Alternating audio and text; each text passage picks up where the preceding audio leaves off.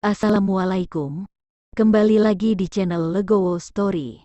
Sebelum lanjut ke videonya, mohon bantuannya untuk subscribe channel ini.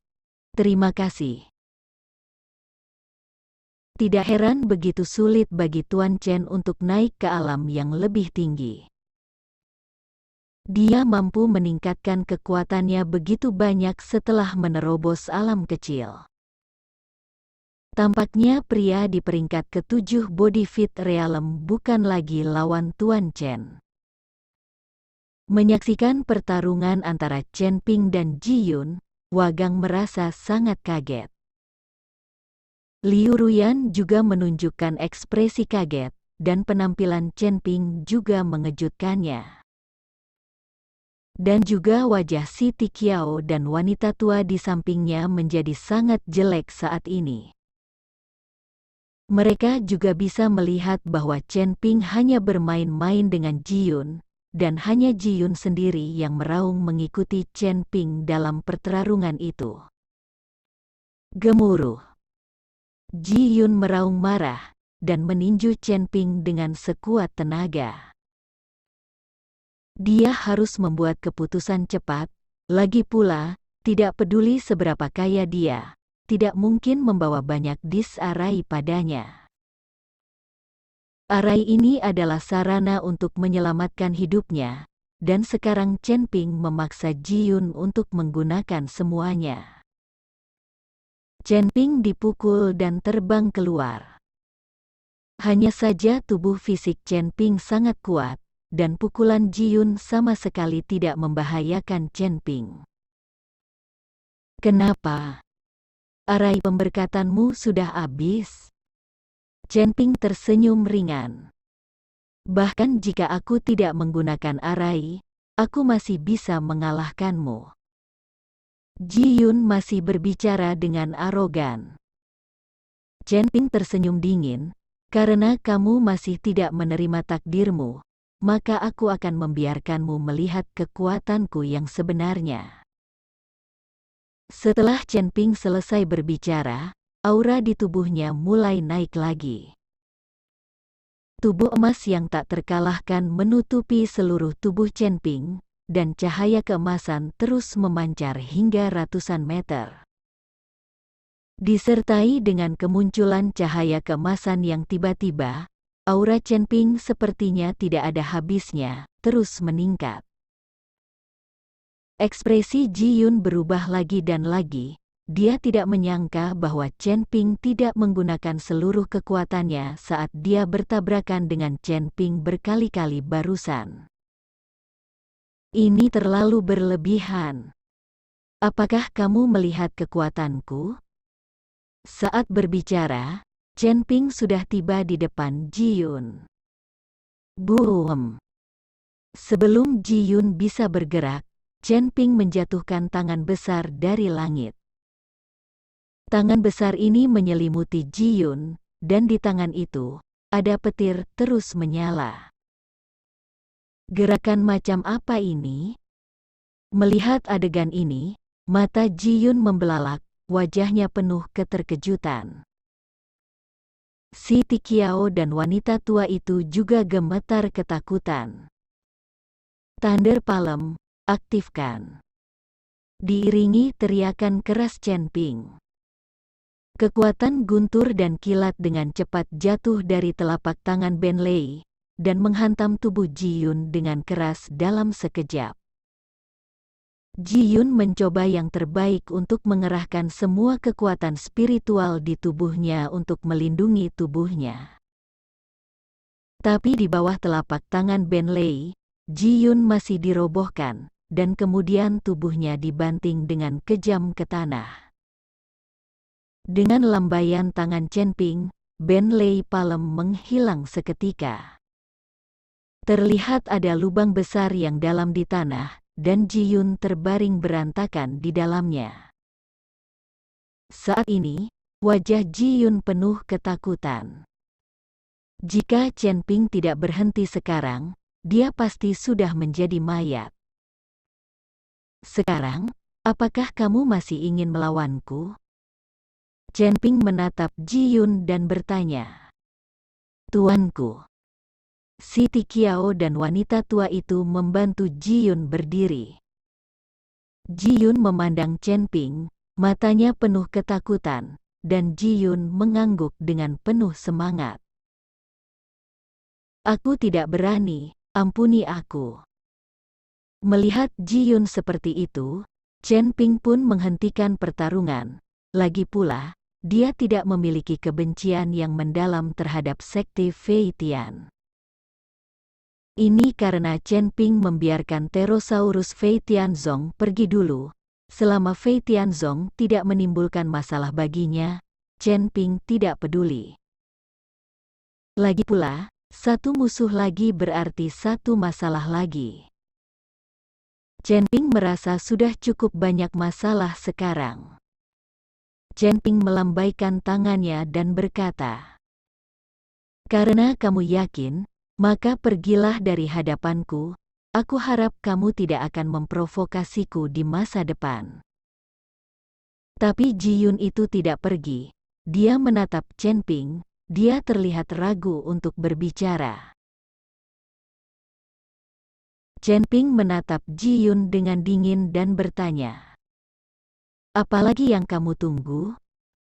Tunggu aku membunuhmu?" "Tidak, tidak. Aku hanya ingin bertanya, bisakah aku mengikutimu?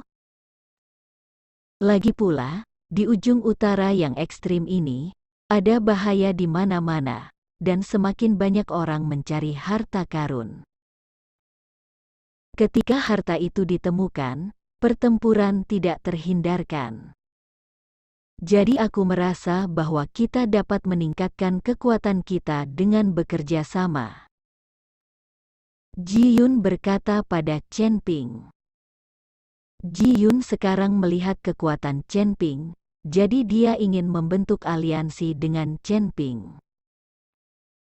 Lagi pula, di dunia ini di mana kekuatan adalah hal yang paling penting, kekuatan adalah segalanya.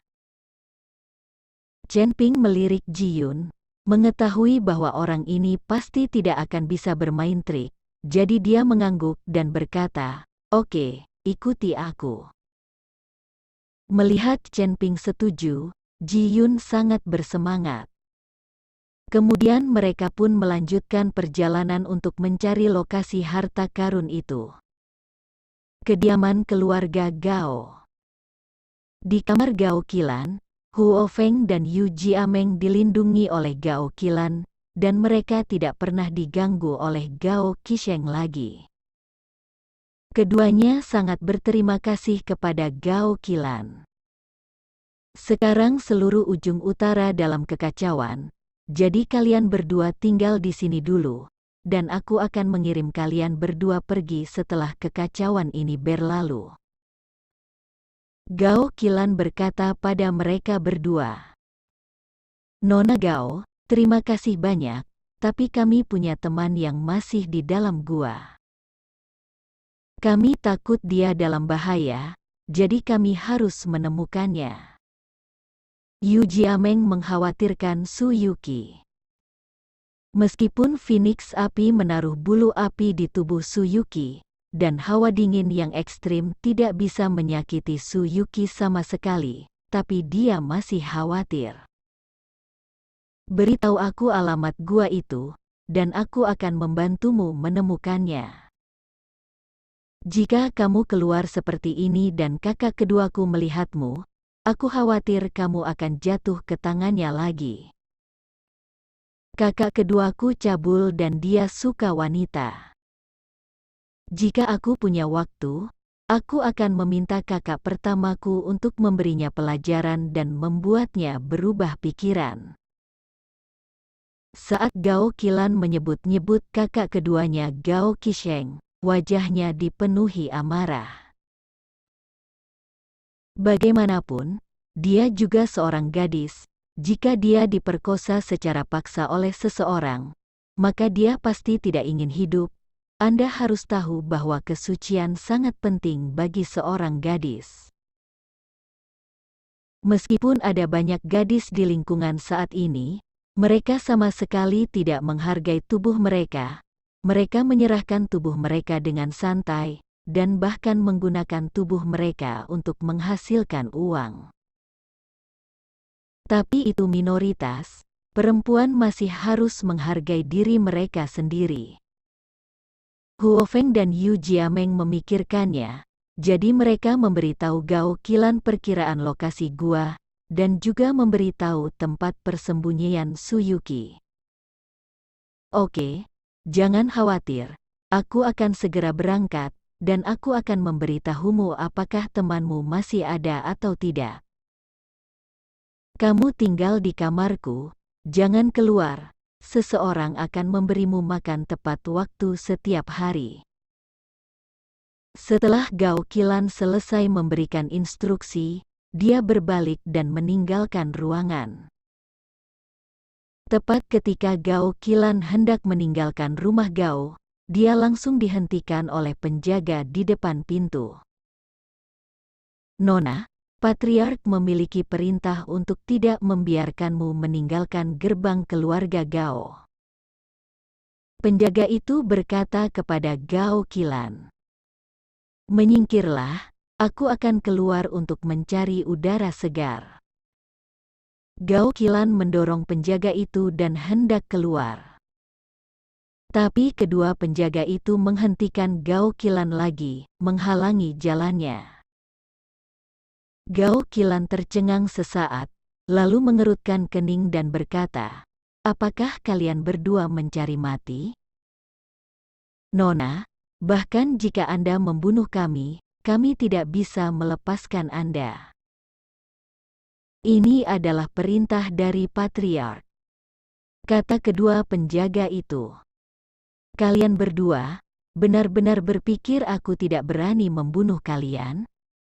Seperti yang dikatakan Gao Qilan, dia mengangkat tangannya dan hendak menyerang. Tapi kedua penjaga itu masih tidak bergerak, bahkan jika mereka mati, mereka tidak akan membiarkannya pergi. Melihat ini, Gao Qilan tidak punya pilihan selain menarik tangannya. Dia hanya mencoba menakutinya. Bagaimana dia bisa membunuh kedua penjaga itu? Lagi pula, kedua penjaga itu juga mengikuti perintah. "Oke, jika kalian tidak membiarkanku keluar, maka aku akan pergi mencari kakakku." Gao Qilan dengan marah berjalan menuju rumah Gao Qiqiang. Saat ini, Gao Qiqiang sedang mendiskusikan masalah dengan beberapa tetua. "Patriark, sekarang seluruh daratan utara dalam kekacauan, dan ada pertempuran yang terjadi di mana-mana.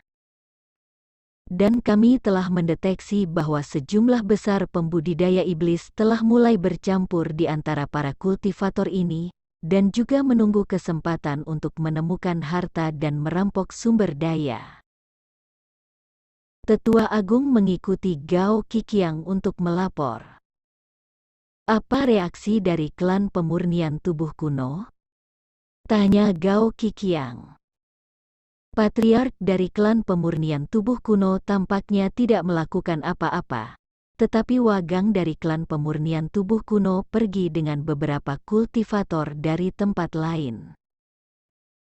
Sepertinya mereka juga mencari harta karun, dan mereka juga membawa cambuk ajaib. The Great Elder berbisik. "Membawa cambuk ajaib?" Gao Qiqiang tersenyum sedikit. Orang tua ini, sepertinya dia juga tahu bahwa iblis pasti akan memanfaatkan kekacauan untuk merebut sumber daya dan wilayah. Dia dengan sengaja menyebarkan peta harta karun klan pemurnian tubuh kuno untuk membingungkan ujung utara. Bukankah itu hanya untuk memikat iblis yang bersembunyi di ujung utara? Sekarang dia telah memenuhi keinginannya, tetapi dia takut klan pemurnian tubuh kuno mereka tidak akan dapat menghancurkan iblis-iblis ini.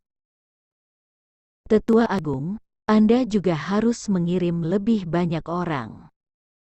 Jika Anda melihat iblis, bunuh mereka. Kita juga akan membantu klan pemurnian tubuh kuno. Jika iblis tidak mati, klan pemurnian tubuh kuno akan kesulitan tidur dan makan. Gao Qiqiang sudah lama menebak rencana klan pelatihan tubuh kuno.